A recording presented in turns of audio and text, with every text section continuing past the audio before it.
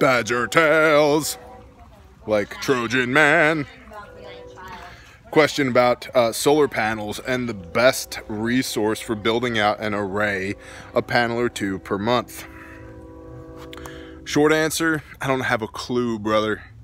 I don't know the best way to build out a system, a panel or two per month, assuming that you're going to be using that system in the interim.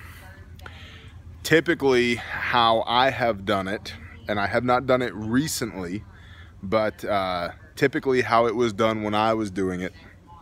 And while I'm thinking about it, if you are in the Charlotte, North Carolina area or the Dallas-Fort Worth Metroplex, you can call Concentric Electric and ask to speak to Scott and find out about solar panels.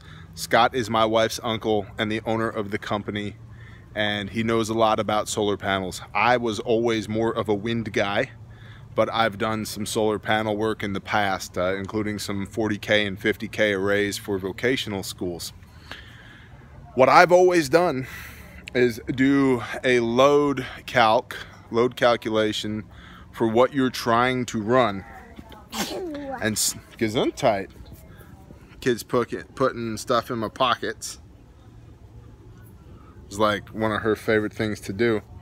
But do a load calculation for what you're trying to run with your system plus headroom, and then build backward from there. For most homes, a 5K system is going to do it, and if a 5K won't do it, a 10K will. But you can get away with 1K in solar, 1 kilowatt. And if you have a efficient home and you're wise about your usage, you'll be good, better than good. Now, you know, Marty Neumeier, no, not Marty Neumeier. Marty Neumeier wrote the branding book, Zag. Marty DeFore from the 8PN has a 100-watt class that he teaches with the 8PN, running your home on a 100-watt solar panel. And it's a good course. You guys should look into it. Go to an 8PN event, talk to the admins at 8PN first, make sure Marty's going to be at that event teaching that course. But you might follow the 8PN and find out if Marty's going to be there if you're interested, or shoot Marty an email. You know what, Adam, I know you're going to see this video. Gordy, I know you're going to see this video. So at some point, drop your email down below if you'd be so kind, so that if people are interested in getting a hold of Marty, they can. We'll use this video in part as a networking resource for that. So do a load calc and build backwards from there. So I want to address a few things though. You make an excellent point as far as having the system should you need it when things go sideways. I agree completely. And learning by doing now, using your system now so that you know you have a system that will be adequate when you need it. I agree as well. One thing I want to be clear on though is power in the United States is pretty dang cheap. For most people, it hovers around 10 cents a kilowatt hour. It may be a little bit more, it may be a little bit less, but it's pretty dang cheap. And solar right now, hi, get out of there. You know, Pastor Joe yells at his dogs, I yell at my toddler. It's pretty much the same thing. Solar, depending on where you live, usually has a harder time producing positive revenue streams, a better ROI. It has a harder time getting a good return on your investment than wind does. However, wind has a higher barrier to entry as far as the initial cost to set the system up. So if you're putting the system together in hopes of offsetting your power bill so that you have more money to throw at your preps otherwise, you really need to do a load calculation so you can back into how many kilowatts you need, and then you can price a system, and then you can amortize that system over the life of the system, and then do an actual cost calculation and say, well, am I going to save any money? And if you're not going to save any money, and frankly a lot of people don't, And there are tax credits, and there are property tax breaks, and depending on where you are and who you are and what you're dealing with, there are ways to offset that cost. But if you're putting the system in with a prime motivation of offsetting your power bill, buyer beware. It's not usually going to work out that way. If you're putting it in to have as a resource for when the world goes sideways, then yeah, it can absolutely be that. But don't think that off the bat you're going to make money on the system. That's another thing that you should understand, that the federal government requires utilities allow you to interconnect. Your POC, point of connection, or what's called the interconnect, is usually your meter base. The demarcation in between you and the power company is usually the meter can or meter base on the back of your house, side of your barn, whatever. They have to let you hook up systems. They can put a restriction on the size of the system. Most rural networks will cap you, if they're going to cap you, will cap you at a 40K system, and most urban and suburban systems will cap you at a 10K system. However, 10K is a lot to run an average house. Even an above average house, 10K can absolutely get the job done if you're conscientious about how you use that power. They have to, by federal law, allow you to interconnect. They do not, according to any law, have to pay you for the excess power that you produce. That is negotiated through a PPA, a power purchase agreement, with your power provider. And if you're paid 10 cents a kilowatt hour, or I'm sorry, if you're paying 10 cents a kilowatt hour, buyer beware, you do not get compensated at the retail cost of 10 cents per kilowatt hour. You get compensated at the wholesale cost that your power company is buying power from power producers, which is usually around 3.5 to 4 cents a kilowatt hour. So you need to factor that into your calculations as well. There is, in that alley right there, tip of my finger, is a bun. Luckily, we don't eat things that go forth on paws.